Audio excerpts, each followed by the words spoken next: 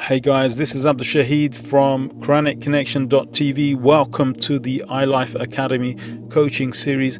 In this podcast, I'm going to be talking to you about parenting and why some children are okay whilst others struggle through lives. And this is something that is bugging most parents. This is something that troubles us all.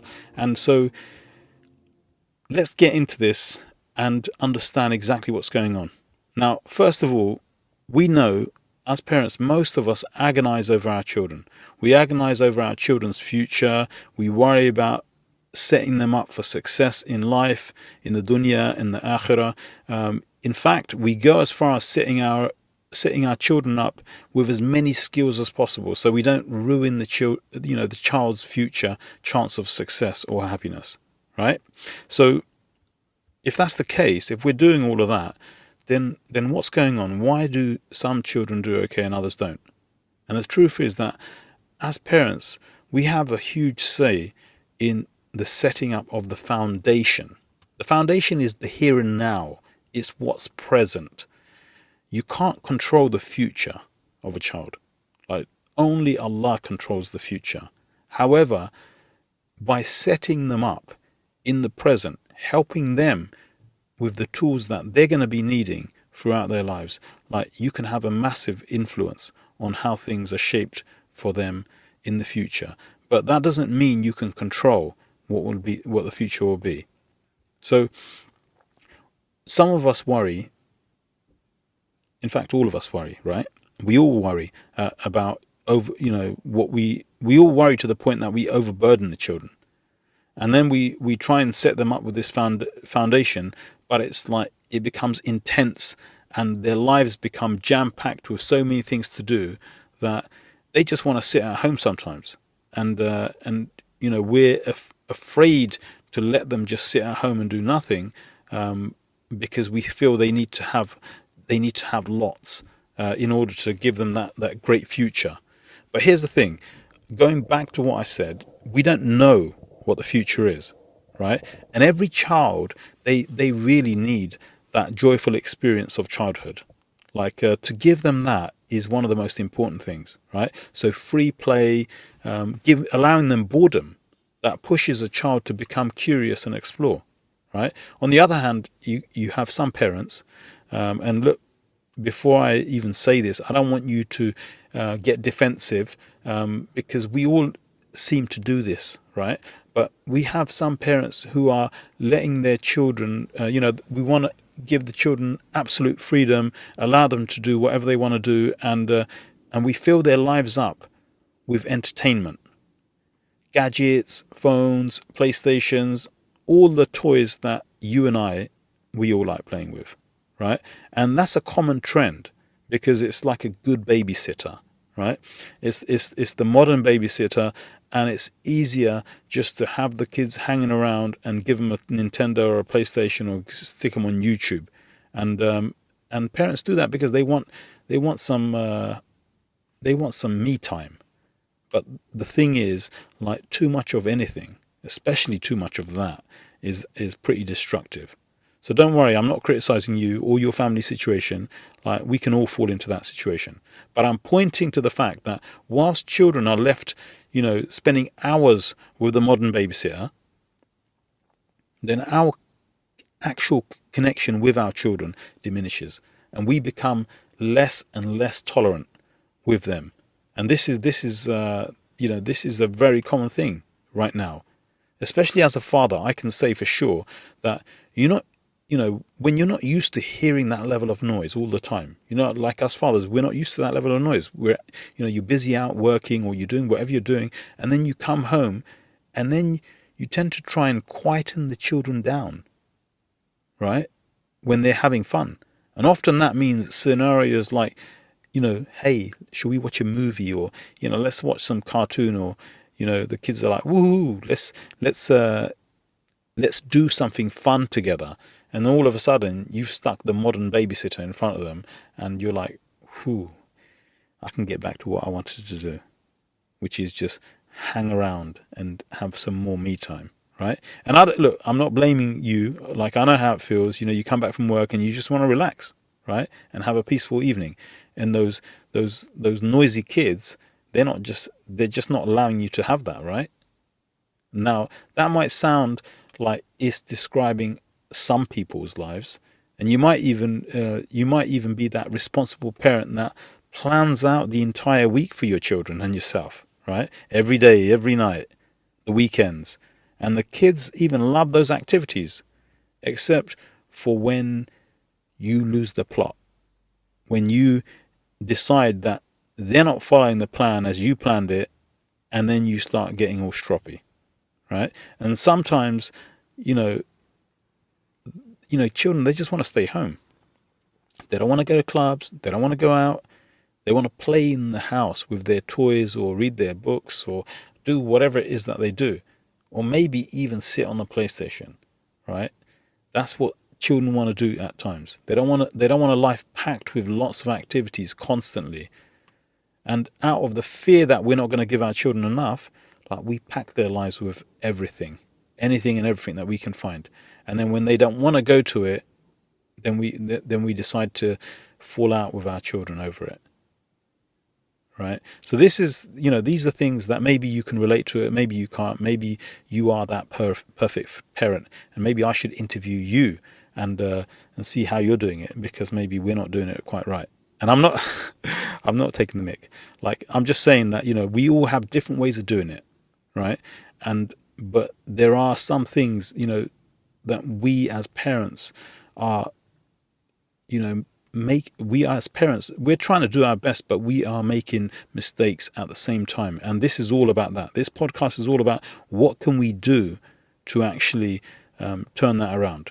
Because what happens when children don't follow the rules or follow the plan? Like, we get upset, right? We get upset, and then we threaten with punishments, and then we have our little wobblies and those parent tantrums that we have. And after having that emotional earthquake in the house, like, we go through this punishing regret, and you try to make it up to your children, right? You regret telling them off and being mean to them, and then you try and make it up to them because you're always feeling guilty. And we fall into that so easily. So how can parents stop themselves from ruining their children's lives? What can we do? And don't worry, I'm sure you're actually doing your best anyway. But what we can do is try our best to give our children the best, without overburdening them and without disconnecting from them. Like, it's not a good idea to pack their lives with things and ship them out to lots of clubs and have no personal connection between you and your child. Like, that one-to-one time with your child is so important, even if it's only once a week, even if it's only once a fortnight, or at worst once a month. Like, to have one-to-one time with a child is really important, because that's where their confidence comes from. That's where your relationship is built. And so here, I'm going to share with you like a few tips about what we can do to become better parents, right? So number one, stop worrying about the future. You have no idea about the future. Only Allah knows what that future holds. So right now is all that we have. And that's what we should be giving to our children, right? And that means that we have to focus our time with our kids in the moment. Number two, have a plan. Set some goals for you and your children. Like, just because I say you shouldn't pack their lives with everything, doesn't mean you shouldn't give them what they need. And having a plan means simply deciding on the tools that they need to have, the main tools. And I suggest that we include in that, set of tools or understandings or education or whatever you want to call it, knowing Allah and knowing who they really are, their relationship to you and their relationship to Allah. That is the two most important things to educate your children on. And I'm not talking about, sending them to a madrasa and drilling in those lessons and standing there with a stick like an old school teacher. I'm not talking about that. I'm talking about real life, what we can relate to. You see, what you relate to is what your children are going to relate to, but not always. Like if you like sitting there in lectures, I can guarantee you your children do not like sitting in lectures. And I'm sure that you've probably figured out by now that when you lecture them, they don't like that either, right? So it has to be in a way that's relatable to them, right? So you got to be a little bit creative with that. Number 3, don't become the fun police. You know, that is a title that my kids gave me once, a long time ago. Like, here comes the fun police. Like, that will happen when you can't have fun with your children. Like, alhamdulillah, I am no longer the fun police. And if there's no fun, it means that I'm not having fun either. And that's boring, right? No one likes to have a boring childhood. And no adult likes to have a boring relationship with their kids. Like, if you can't have fun in your life at home, then when are you going to have fun? Have you left it in the future somewhere? Because that doesn't exist yet. So having fun with children is really important. And look, the Prophet of Allah, sallallahu alaihi wasallam, he had lots of fun with the people around him, with the kids that were around him. And the kids didn't come around, gather around him thinking that he was the lecturer. It was quite the opposite. The Prophet sallallahu alaihi wasallam used to joke with the children. So, number 4, I already mentioned this, but this is so important. I'm going to mention it again. 1-to-1 time. This is so important because it builds your connection with your child. And if you don't spend any time with them right now, then when they hit the ages of rebellion, where they rebel against everything, like if they don't have a relationship with you, they will turn to others. And that's when they need to have that relationship with you the most. So 1-to-1 time now is really important. And, you can start by having fun in that 1-to-1 time. And I suggest that 1-to-1 time is not on your terms, that it's on your child's terms. What do they want to do? What's interesting to them? Because often what's interesting to you and I is absolutely boring to a child. So do what's interesting to them. Number 5, are you alive and present now? This is going back to this whole future thing. Are you living in the future or are you present? Because you could always be around your children, but you're never present. You're busy on your laptop, you're busy on your phone, you're busy doing whatever it is, but you're never present, actually spending that time, cherishing them. And then when they disrupt your busy thought process, you get angry or frustrated. Why can't you understand Baba or Mummy's, got things to do? And children are thinking, well, hey, you've always got things to do. So that leads me on to the next one. Do not lose your rag. That means don't get angry all the time. You might be thinking, oh, that's really difficult. I don't know how to not do that because I've made such a habit of it that I'm always doing it. Or you might even be thinking, oh yeah, I'm going to send this to my wife or I'm going to send this to my husband. Let them have a good listen to this. Like, you need to not get angry. But I'm telling you that we all do it. Like, in whatever way it comes out. Like, sometimes your anger comes out in shouting and screaming. Sometimes your anger comes out in, ignoring your family members. Sometimes your anger comes out in having a little meltdown and a little cry. I don't know what it is for you. Everyone does it different, right? Now, I want you to imagine your anger as vomit, right? Your anger as vomit. Every time you lose your temper with your children, you're not telling them how foolish they've been, or you're not telling them that this is unacceptable behavior that, they're exhibiting, or you're not even that you expect better of your child, or you're disgusted with that kind of behavior. What you're actually telling them is none of that. What you're doing is that every time you get angry, you vomit all over them and all over your house. You make a right mess of it. And the only one who'll be left to clear it up is you. And you know what I mean. When you lose your rag, when you lose your temper, your children won't think about the things that they've done to upset you or what they've done wrong. They'll be too busy feeling that projectile vomit all over them, standing in shock as your entire breakfast, dinner and lunch goes all over them, like buffet creamy soup, all in one. And trust me, it doesn't smell good. If you are not that angry person and you're that cool cat that never seems to get angry, then I'm guessing you're not a parent yet. Right? Because we parents, we always have like some issue or another with our children. But anyway, as I said, if you imagine your anger to be like vomit, you're going to know what's going on.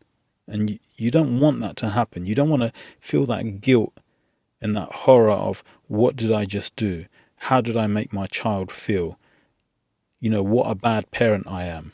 Like lots of us, we go through that, beating ourselves up. All you have to do is remember in the moment. Like live in the moment, and you won't get angry. Give your children that time and you won't lose the plot.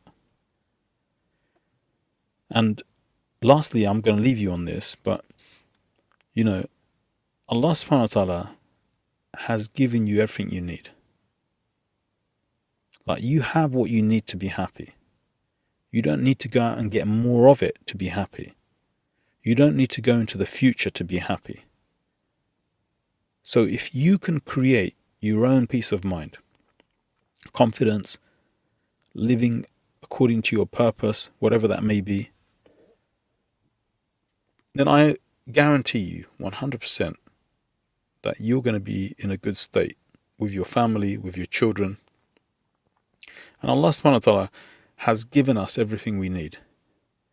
You might be saying to yourself, well, yeah, I've studied, I've done this and I've done that, and I'm still having this problem.